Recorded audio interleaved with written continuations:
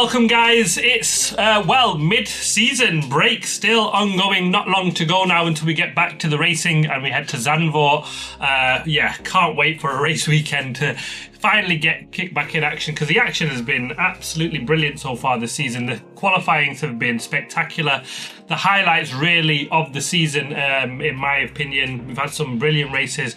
Lewis Hamilton has had his first win, but in a sprint, and everyone's calling his season a disaster at Ferrari. Let's take a look. It's going to be one of them where I go through each and every driver. We'll go through how I've rated them and given them an average score. And there are some surprises in there, even for me. Let's see how they've got on, and we're going to start, as always, we normally always start with the winner and the top guy, but we're not. We're going to start with last place, number 21. 21, because we've got Franco Colapinto and Jack Doohan. Obviously they replaced each other, and it looks like Franco is keeping that seat for the time being. No news over the break so far that Doohan is going to get that seat back. Number 21, last place, is actually Franco Colapinto, 3.87. He's got a lower rating than Jack Doohan, the man he replaced. The difference really, I think, is because Franco has done 8 races to Jack Doohan's 6. It is 6, yes. That's where he lost his seat from round 7 in Imola, wasn't it? Where can I count? Round 6 and 10 races, 14. 8 races, 6 to 8. I can count.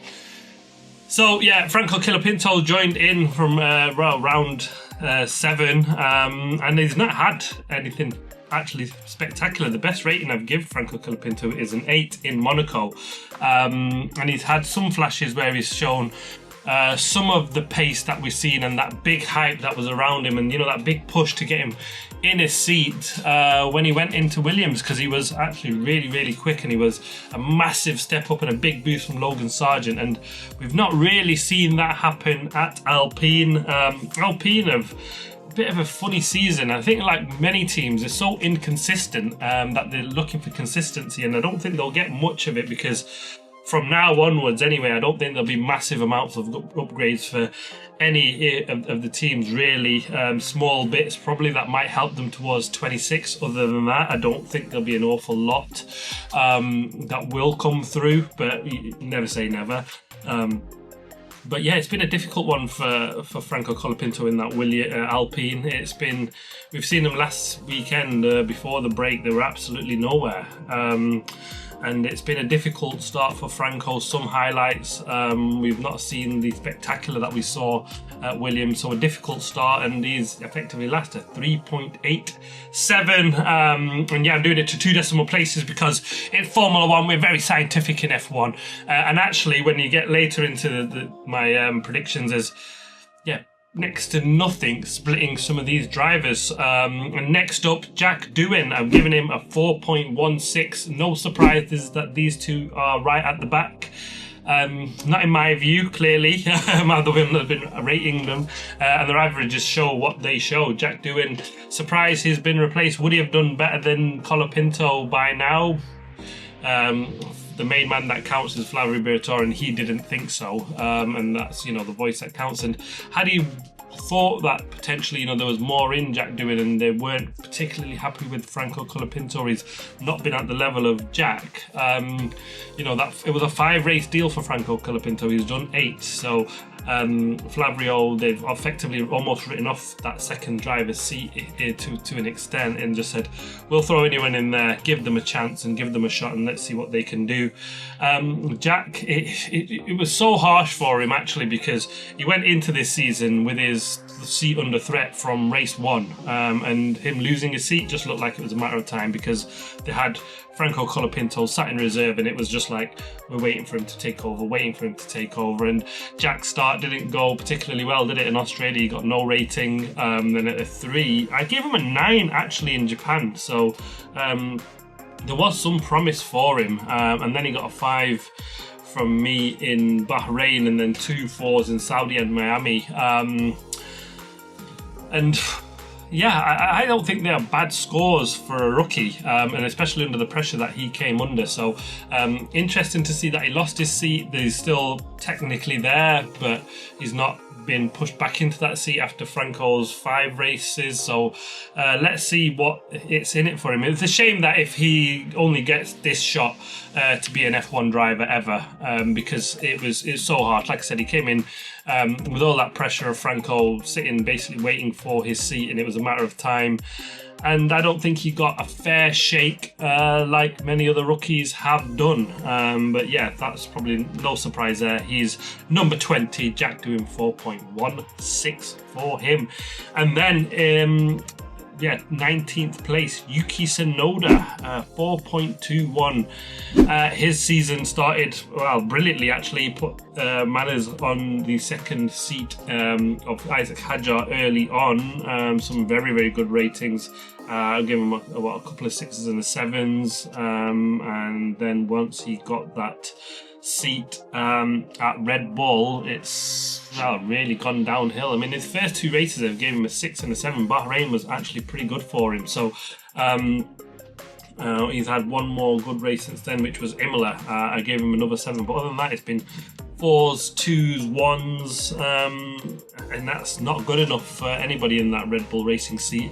And well, where does he go from here? Would he just wish he'd stayed in that Racing Bull seat? Probably not, because he's the one that deserved that shot, really. If we look back and think, yeah, it was harsh that Liam Lawson got kicked out of that seat. Frankly, I don't think he should have been in it. I think Liam Lawson should have stayed within the Racing Bulls and done what Yuki's done, earned his stripes, and then, Yuki kind of did deserve to do that. He had to take the step up to go into that sort of second seat at Red Bull. It's, the only opportunity really that they got, and he took it reasonably well at the beginning, but then he's just really struggled to get, like everybody else, any confidence in this car. And that is, say, once the rear, you lose the confidence in the rear of the car, you just sort of lose all confidence completely, and it's very hard to try and come back from there, and Yuki's shown that. Has he done enough to retain a seat at Red Bull? Personally, I don't think so. But do you now just give him a shot? Looking at the driver market, who do you put in that? Like, they are obviously looking at Arvin Lindblad, Red Bull, to potentially get him in that seat. But what can Yuki do for in the last 10 races to save his F1 career? It's a difficult one. I'm not really sure where he can go from here, but he's a good driver, and will they retain him for 26? Personally, if it was me, I would. Clearly this car is a very difficult one to drive, and you'd want someone that's pretty decent, and they'll have a shot in the arm and a bit of a boost when going to 26. Completely new car, everybody's in the same boat, and just see what Yuki can do from there, and judge him on that, because so far everybody in that second Red Bull seat has really struggled, and Yuki has sadly not been any different. Gabriel Bortoleto next up at 4.5. He's had some brilliant racing towards the end of this first patch, hasn't he? He started, I gave him a 10, a 9, no rating in the one before that with the DNF, and then a 9. So, 2 9s and a 10 in the last 4 races for Gabby Bortoleto. So, it's his early season or mid-season sort of. After that first one, first racing got no rating, DNF, and then it was a 3, then he got a 9, and then nothing, just 3s and 3s and 3s really. But then, as any rookie you would expect him to then just sort of step up, and once that car and the upgrades came, he's performed really well since Spain, and I'm really excited to see what he can do for the rest of the season. I expect him to move up the field, because he's been impressive. The Sauber has been impressive, because that car was absolutely nowhere, and like many of others have said, it's hard to judge a rookie when the car is so bad. What do you judge them on? Personally, I really genuinely just don't know what you judge them on. So, but Gabby, he probably was one where he just wished we didn't have this break now, because he was getting on form, and he was showing what he could do in this car, and really interesting to see how he would have got on, and hopefully he can continue this now into the next 10 now that the Sauber is looking strong, and I kind of personally expect him to move further up. He's been so hyped by the drivers, which is a massive positive really. He was a little bit unknown for many people coming in, and he's got the most experience and a brilliant driver as manager to, you know, guide him through of what he needs to do. So really interesting to see what he can do going forward. But a 4.5 for Gabriel Bortoleto, and then next up, not surprising really, but he's done all right since his demotion from Red Bull, is Liam Lawson, a 4.71 for him. Yeah, a disastrous start in the Red Bull, but you know, I think his demotion is probably the most harshest thing and the biggest dent of confidence you can give a driver, of saying just 2 races. He was absolutely nowhere in both of them races, plumb last and going absolutely nowhere. And that's such big, you know, confidence hit sort of carried over, hasn't it? Initially, once he got into that V carb, 3s and 1s initially, but then he's sort of slowly progressed, got on top of the car, and again, he's another one that sort of probably hoped the break didn't come when it did, but he was actually quite glad to go for a break because he's had such a dramatic first 14 races of the season. Probably just needed to cool everything down and just sort of encapsulate what he's sort of built on from the, you know, the poor start of the season, and actually was doing really well. A 9 in Hungary, I gave him an 8 in Belgium, and so you know, some positive performances. Again, 2 9s and an 8 in his last 4 races from me, so shows that from that real low, the incline that he's been on, shown true character, and that was one of the reasons why he got that seat at Red Bull over Yuki Tsunoda, in my opinion, and clearly with an opinion of everybody at Red Bull. Once he had them first 2 races, it was a little bit too soon, but now if he can go, and you know, the learning ground is the Racing Bulls, you've got to be the full package when you get into that Red Bull and you're up against Max Verstappen. You've got, you know, now we can just build on, and he'll be hoping for a solid further, you know, 10 races now to the end of the season, matching up more now with Isaac Hadjar, and hopefully he can hit that consistently from here. After him, it's Carlos Sainz in a 5.14 for Carlos Sainz.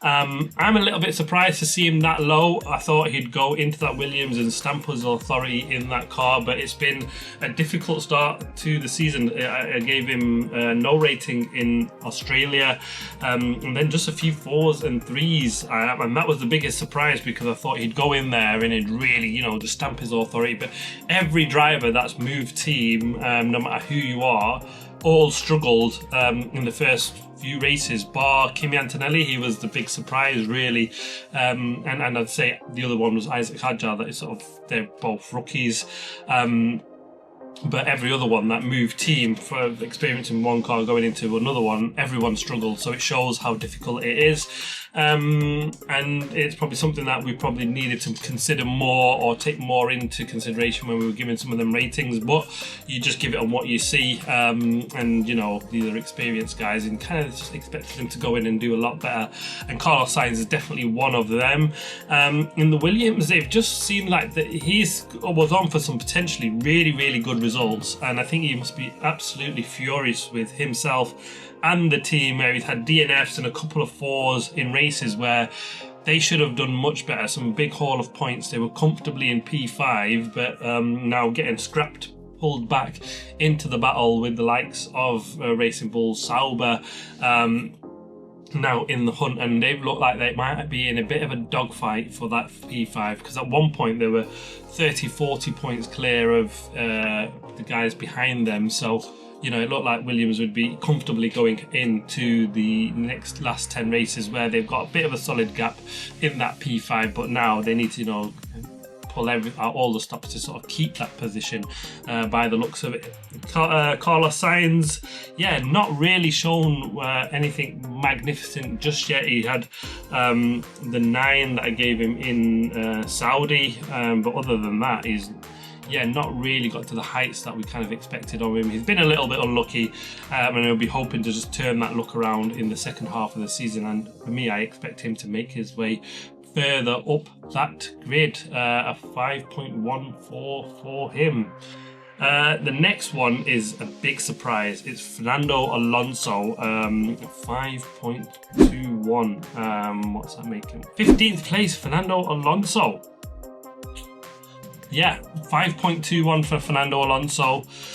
Another one I thought he'd do much better, but actually you've got to think he's had 5 DNFs where he's got no rating. 3 DNFs with no rating. So clearly a lot of that would, he's probably one of the few drivers with the most DNFs. Well, he is the driver with the most DNFs. Gary Bortoleto is another one with 3, so probably explains Fernando Alonso's low rating, because he's actually drove absolutely brilliantly. He got a 10 for me in Hungary. He was fantastic there, and he missed FP1 there as well. He's had a couple of 9s, a 9, a couple of 8s, and quite a few 7s for Fernando Alonso. So I expected it would have been higher up, but for the DNFs, where he's got no ratings for them. And Fernando Alonso, I really can't wait for him to just get into next season's car. Actually, I really hope that Aston Martin can pull off something, spectacular in their, with their tech car for 26, because he'll be absolutely brilliant, and he's shown that this season, because he's been absolutely mega in a not so great car. They bought some upgrades and there was some promise, and then it sort of went and disappeared. In Hungary they were brilliant and they just came out of nowhere. And Fernando was saying, like, it's just going to be like this for the next 10 races, and where the car is good, we absolutely have to maximise that and just claw their way up into further positions in the constructors, because really I don't think anybody, and they don't expect many upgrades again for the next 10 races because of the big upgrades for 26. But Fernando Alonso, I think, but for any more DNFs, I think I definitely don't expect him to be there come the end of the season. But 5.21 for him. Next up is Pierre Gasly with a 5.28 in 14th place. Again, he's had some brilliant races, but then had some shockers at the same time. British Grand Prix, I gave him a 10, a 9 in Belgium, so some strong performances there. And then they were absolutely nowhere in Hungary, where I thought with the lower need for a good engine, they'd do better, but they really struggled there. So interesting to see how that goes on. He's had 2 DNFs, another one I think. He's actually really outperformed this car, but again, another car that's really hard to judge because they were so good in Belgium, in Silverstone, and then absolutely nowhere in Hungary, and it's then hard to judge, is that down to the driver, is that down to the car, and how much did they absolutely maximize everything in that car, because really it's the driver that we're judging. And we can only really judge them on what the positions that we've seen out on track, and we don't really know what they've got underneath them as a car for that race weekend, and nor would they tell us or anybody else that they'll be struggling. But yeah, Pierre was a bit surprised to see him down in a 5.28, but he's obviously much better than his teammates. But yeah, I expect him to move up a little bit depending on how well that car performs around the next 10 races. He's shown to be a really fast driver, dogged, defended brilliantly well in a lot of races this season when he's had to keep up and gain some spaces. So interesting to see how he goes from there. And in joint that position is Lance Stroll with a 5.28. So yeah, just 0.7 ahead of Fernando Alonso. 0.07 ahead of Fernando Alonso is Lance Stroll. Obviously he didn't race in one, so I've only averaged his out by 13 because you can't judge him on a race he didn't do. He missed Spain, didn't he? So yeah, he's had I don't think he's had not a great season, but when you look at it and he's got a 5.28, actually he went really well in Australia. He started the season strongly, was beating Fernando Alonso. We got a 7 in China, and then went off and became the Lance Stroll that we all knew, and then he's sort of pulled himself back a bit. He got a 9 in the British Grand Prix, a 6 in Belgium, and then a decent 8 in Hungary. So yeah, he just needs to stop having these waves, and we just need to see a more consistent Lance Stroll on the level of Fernando Alonso, which is easier said than done. But joint point scoring, and he's ahead of Fernando. He would have been behind Fernando Alonso if he obviously deducted by the 14 races, but not the 13. But yeah, 5.28 level with Pierre Gasly. How will he fare? I think again it's a lot down to the car and how that performs over the next 10 races, but probably expecting him to sort of remain around that position. Next up, 13th place or 12th place is Isaac Hadjar with a 5.57, and he was massively impressive after that horrible Australian Grand Prix where he, got hammered by Helmut Marko, and everyone's sort of like, that's really harsh for a rookie, but boy has this kid responded. After that it was 6s and 8s, a couple of 9s, but then he's sort of had a little bit of a low after Spain where he got a couple of 3s, low scores, and then no ratings. And then he's just had a couple of average races, a couple of 6s after that. But he started so strong and really impressive as a rookie out of the box, just really, really good. And you probably expected sort of the role reversed really when it came to him. Because he's a rookie and you didn't expect him to do what he did. And after that horrible Australia, you just thought the pressure will be on. Came with not much hype at all, but he's performed so well. Really, really impressed with him. And I'm now really looking forward to the battle between him and Liam Lawson now that Liam Lawson seems to have got on top of this car. And yeah, them two in that Racing Bulls should really propel that team forward, and can they nick that 5th place or get in the fight for that 5th place in the constructors with Williams? I mean, it's anybody's game because the cars are so close in that midfield battle now, and a good qualifying really can set them up for some good races, and Isaac's proven he's got the raw speed in qualifying, so really, really interesting to see how that battle ends out with him and Liam Lawson. Next up, Esteban Ocon with a 5.78, so 0.21 ahead of Isaac Hadjar, and it's been a difficult one to judge this Haas car because again it's shown some brilliant performances in some races and just been absolutely nowhere in some. I think Ocon has drove brilliantly well. I've given him 1, 2, 3, 4 9s so far this season out of 14 races.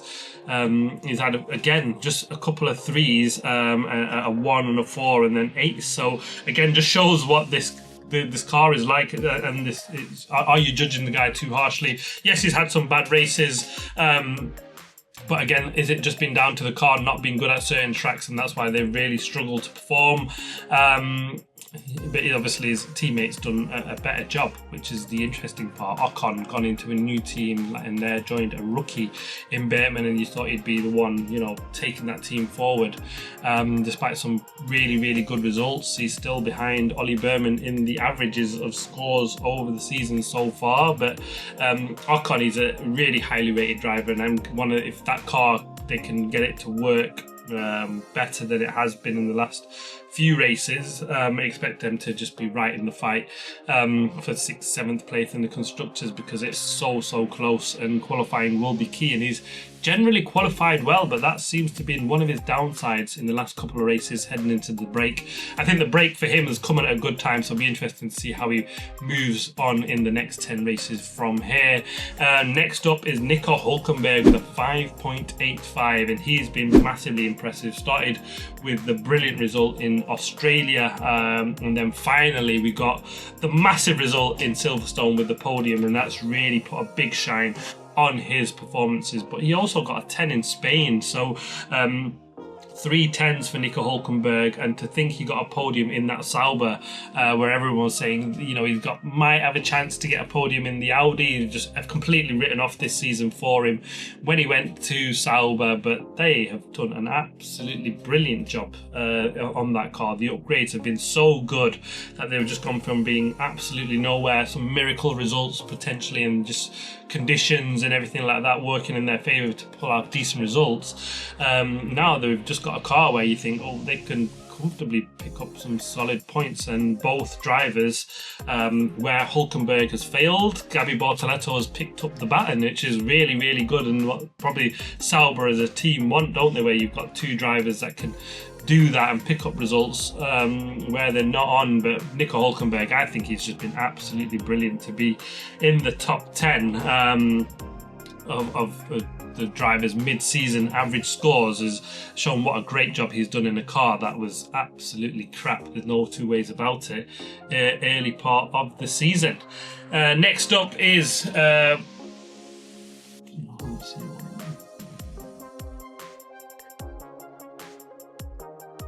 ninth place. Oh, he's in the top 10, Nico. But ninth place is Ollie Berman with a 6.21. Started off with a 1 in Australia.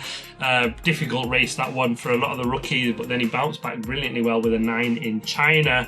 And then he went on for a decent run, an 8 and 9 after that in Bahrain. And then he had another 9 in Monaco, and then well, steady then from there onwards. 7s and 8s, a fair few of them, and a few 5s. Have I been just judging him probably like you should judge a rookie, but maybe not as harshly as probably other rookies? But I thought he's done an absolutely brilliant job, actually. To come in, he's ahead of his more experienced teammate. He's been beating his teammate in a number of races, and again, he's probably scratching his head. He could have had some really good performances and really good results. Silverstone was one of them. You know, he qualified in the top 10, but for that speeding in the going into the pit lane and crashing in FP1 under a red flag. It could have been a brilliant weekend for him, but it wasn't. He made the mistake, and it's cost him. But that's what happens being a rookie, and hopefully he'll learn on from that one. But going into the next 10, again, it just comes down to car dependent, and he'll just be wanting to keep on beating his more experienced teammates of Esteban Ocon. But I think it's been a pretty solid season so far for Ollie Berman. As a rookie, you can be really happy with that. 8th place man is Kimi Antonelli, and he started off so strongly. I've given him a 6.28. He got a 10 in Australia. A brilliant result from here for him, and massive confidence boost from there. And he started off with 3 or 4 8s on the trot, and then a 9 up to Miami. So his first half of the season was so surprising and so good for a rookie that he's had like the kind of reverse season of what you'd expect from a rookie, where they come in, struggle initially, and then build on that, kind of like what we've seen with Gabi Bortoleto a little bit. But I guess that's been down to the car more for Gabi Bortoleto than him, I guess, when you look at the way he's performed. But Kimi Antonelli just sort of went all wayward, didn't it, by Imola, where they introduced that new suspension. Didn't seem to get to grips with that car. I mean, he got a 10 in Canada, which was that was just a freak result when you look at that, because the Mercedes was just absolutely flying and dominant there, but he produced and did a great job. And then yes, Silverstone was horrible, Belgium was horrible, and bad rookie mistakes, poor driving, and then he's sort of said had a really good Hungary with a 7, and he's hopeful. And I think the break has come at a really good time for a rookie like him, where he can try and get his season back on track. Is he under pressure to keep that Mercedes seat? Potentially, because that could be a championship winning car next season. Everybody's sort of saying that the Mercedes look like the team to beat, so he's put himself in a potentially position where he could be fighting for a championship next season. And so he'd be hoping he can produce good results, iron out them errors, and just be consistent and build on his performances. And a bit like Oscar Piastri has done at McLaren, had some poor races, but then just built consistently, found out his weaknesses, and just hammered away the next season. And so Antonelli kind of probably needs to speed that a little bit up, because if 26 is going to be the big season for Mercedes, he kind of needs to be ready for that when that comes. So an important learning and just being consistent next 10 races for Kimi Antonelli. But I thought he's done decent, actually, given where he is from there. And up ahead of him is the man he replaced, Lewis Hamilton, with a 6.57. Yeah, I've seen other guys actually rate him really poorly, but I've given him some really good results. China, he ended up with an 8 because he had such a bad race, but his qualifying and sprint was absolutely brilliant to go and put it in a win in his second race, and he thought, geez, this Ferrari looks absolutely mega. And then obviously got the disqualifications that came, and it's just been a proper average race from there. Imola, I gave him a 10, where again we've seen some highs from him. Still, the podium eludes him, and then he's just had a decent Belgium Grand Prix, a really good comeback drive, but again his qualifying performances have been absolutely nowhere. Fred Vasseur has sort of said that I think they were a bit naive to think that Lewis Hamilton will come straight into this team and just gel, where he's been effectively with a Mercedes and a Mercedes power unit for 16 years, so for him to learn something really quickly and just get up to grips with it was probably not going to happen. But I think there was that big boom in China where you thought, oh, Lewis Hamilton's gone on and won in a sprint race. Maybe we can. Everybody was dreaming, including me, and it's not gone as well as that since then. So interesting to see how the rest of the season will play out. Tough one to see, but even people saying, will he just leave at the end of the season? Has he had enough? Because Hungary, we've not seen him that low in an absolute age, but everybody's sort of saying, right, Lewis Hamilton, off at your peril. And it'll be interesting to see what and how his season develops from here. Just needs to, they're not expecting big upgrades, and I think they're just hoping that they can get the car right for 26, and that'll be the big reasons he's gone there from there. In 5th place, a surprise really, and I've got Max Verstappen in 6.71. Have I been rating him too harshly? He's had some absolutely stunning races. Imola, Japan, where he just stole a win. Australia, he came out from the back and won again, and we thought, he's still in the fight, but then it's just sort of his season's derailed pretty quickly from there. Austria with DNF, and then British Grand Prix just a 5. Spain was a real low when he just lost his head completely, and tried to just take Joe Russell out. We've got a 1 from there, so that's probably not helped him in his ratings, but I was surprised when I averaged it out, and just to get a 6.71 in 5th place, because he's actually pulled off some masterful races, like just why the four-time world champion, just blowing your mind. Some stunning qualifying laps, like Silverstone for example, but the race has just kind of gone away from him, and it's been that's probably why he's got the harsher ratings that he has. But it's now it's just clear as day that no matter what Max does, that car is not going to take him to a 5th world championship this season. He's going to be a bit of a bystander and watching the show like everybody else. But don't write Max off for giving it a go, and he might stick his toe in when it comes to the fight for this championship. He still might have something to say about it, because he's just Max Verstappen and is absolutely brilliant. But yeah, interesting and surprising to see him down there in 5th place with a 6.71 into 6th place one. Yeah, sixth place in that order.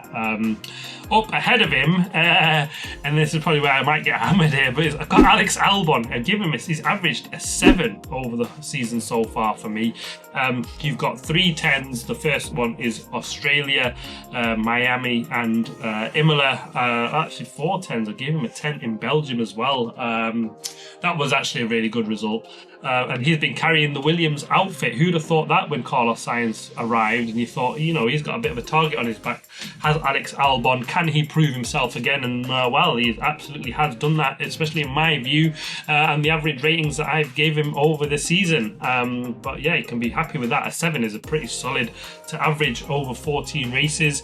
A big 10 races for him and the team coming forward. He'd be hoping that Carlos Sainz can come to the party with him, and they can, consistently pick up some points, and they can end the season well, because this car has shown it's been absolutely brilliant in some parts, but then they just seem to go off the rails a bit. Others have bought upgrades that have really worked. Williams on the back foot of that a little bit, but yet to see anything that's really shot them and given the propeller and pushing the shot in the arm to, try and move them and keep up in that 5th place. But as the season goes on, there'll be less and less upgrades, if any, and especially for teams like Williams, where funds are short, and really they should be just focusing on 26. A 5th will be great this season, but if they can pull off something magical with this 26 car, and it is possible, we've seen that. Look what Braun pulled off a few years back and went on and won a championship. And if you can have that fairy tale over sacrificing a 5th place, it's well worth that shot. And there's every chance that can happen in 26, because and Williams have got a good engine in the back. They've kept the Mercedes, so really interesting to see how that season plays off. Will this just be a drab end after a good start for Williams? I think Williams fans were probably hoping not, and so will Alex Albon, but he's drove brilliantly well, and he can be really happy with a 7 for him so far in the season. In 4th place, George Russell, and he under the pressure of potentially losing that seat has shown why he deserves it. A 7.28 he's averaged. He's been brilliant, in fact, hasn't he? The first 4 races, 2 9s and a 10. He's had some consistent 9s and 10s. The win in Canada, he was just dominant. As soon as he got the sniff of that, he was absolutely flying. I gave him a 9 in Hungary at the end of the season. And it now looks like he has got that seat. And they're not confirmed it yet, but obviously with Max confirming himself for Red Bull for 26. George Russell now sort of playing it a lot cooler than he was when Max was sniffing around, isn't he?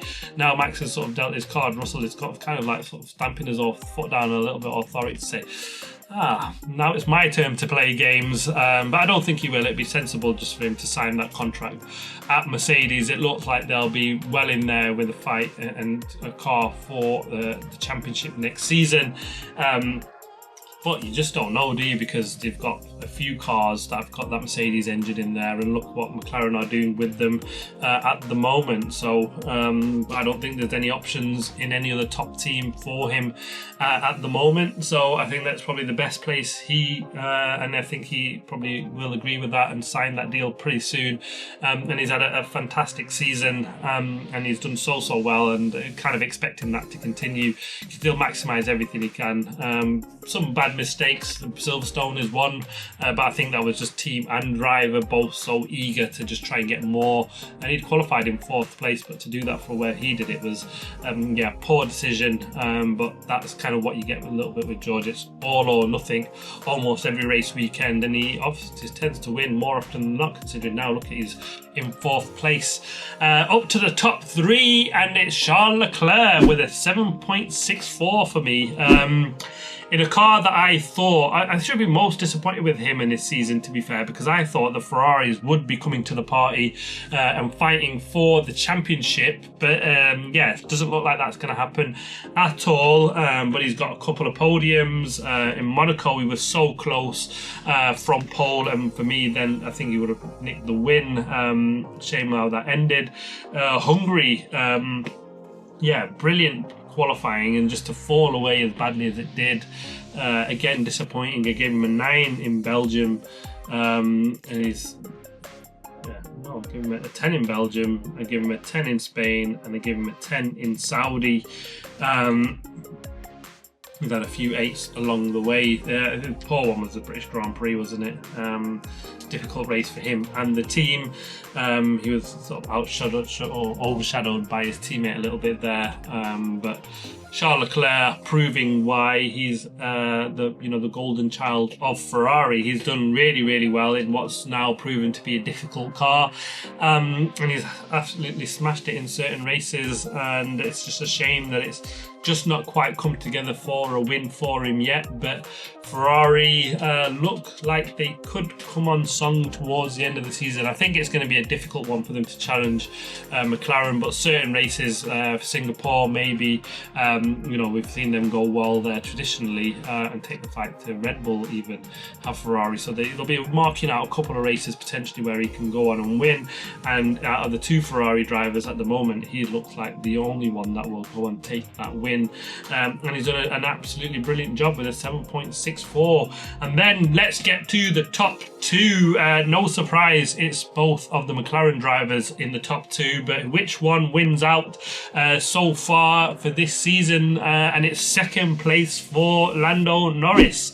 Where he is in the championship, I've given him and he's fallen on exactly an 8, his average, so shows what a really good season he's had. He's obviously ended this into the summer break strongly with, I gave him a 10, a 10 for in Austria, a 10 in Monaco, a 10 in Australia with the first win as well. The McLaren has been absolutely dominant, but he's had some shockers. Canada, I gave him a 3. Ran into the back of his teammate, and but for that he would have been right in there, just a couple of points behind Oscar Piastri, and probably would have beaten him even there, given the pace advantage he had over Oscar at that race. So yeah, just niggly mistakes that have really been the big disappointing for Lando Norris, and when he's fighting with a teammate that just seems to just every season just small tweaks and big improvements. Norris, no doubt he's got the pace, but he's still got their mistakes, and so really hope that they sort of just die out a little bit now, and it's going to be a mega 10 races of the season. And can we see him as the world championship, because that is well, the reward for either of the two guys up top come the end of the season. And Lando Norris, if you can show the grit and mettle that we've seen in the last couple of races before the break, Hungary was a big one for him to go on and win, and after that horrible start to just pull off that stint that he did was absolutely magnificent to go on and win that race, and he's kind of just really robbed that under the nose of Oscar Piastri. And performances like that, you know, if he can do stuff like that even more, he really wants to early doors close, especially in the first 2 or 3 races, get to that within that 1 or 2 points of Oscar Piastri, and not let Oscar sort of build that gap up to, you know, 14, 15, 20 points again in the first 2 or 3 races after the break. So he'll have to come back fully on it, and I don't expect anything but, and it should be a great battle for him, and the Brits will be hoping he can pull that off for another championship or first championship for him, but another British driver with a championship. He's got the raw pace to do it. Now he just needs to iron out the mistakes. And the star of the first half of the season for me is Oscar Piastri, 8.78. 0.78 ahead of Lando Norris, and he's just been absolutely brilliant. His first start to the season and that run from Bahrain to Miami with 3 10s. I've given him 4 10s in a few 5 races up into Miami, which is incredible. And then he's just had a couple of 7s. It's probably the lowest he got was Imola and Monaco, and Canada as well, where they weren't as quick, but otherwise there's been 9s and 10s, and he's just been absolutely incredible. The transformation that we've seen this kid every season just build on, you know, can't manage tyres very well last season. This season it just seems no problem at all. Small mistakes, he's just sort of ironed them out really quickly from the season before that. And the progress that we've seen for him to be in the championship lead, he was about 14-15 points, so I think they'd be disappointed that he's not kept it at about 15-20 points, this lead in the constructors in the championship for him. I'll be disappointed with that, and I don't expect anything but for him to just put that right. And I think for me, he looks like the world champion elect going into these next 10 races. Lando Norris's fans will probably hope I'm wrong, but I just he just seems to answer every question so calmly and coolly, and he's just so seems that just a little bit more cutthroat than Lando Norris is. Norris just seems a little bit too much of the nice guy, but Oscar just seems so cold, so calm and collected, and just, you know, just will just write you off if he has to. He's so good. Just pulls off some spectacular performances, and he's been absolutely brilliant at the start of this season. And yeah, there we have it. Top man is Oscar Piastri. Will he be the top man in 10 races time? Who knows? My bet is Oscar, the way he's gone so far this season. Let me know your thoughts in the comment. What are your thoughts on the averages? Max low down in 6th place, a big surprise for me also. Lewis Hamilton is high up as 7th, a bit surprised considering how much he's been getting hammered in the press. And yeah, let me know your thoughts on the ratings. Who do you have for the championship? It should be a brilliant next 10 races. I can't wait for the action to get going, but that's my mid-season review. Thanks for watching. Please like, subscribe, comment. As always, see you on the next one.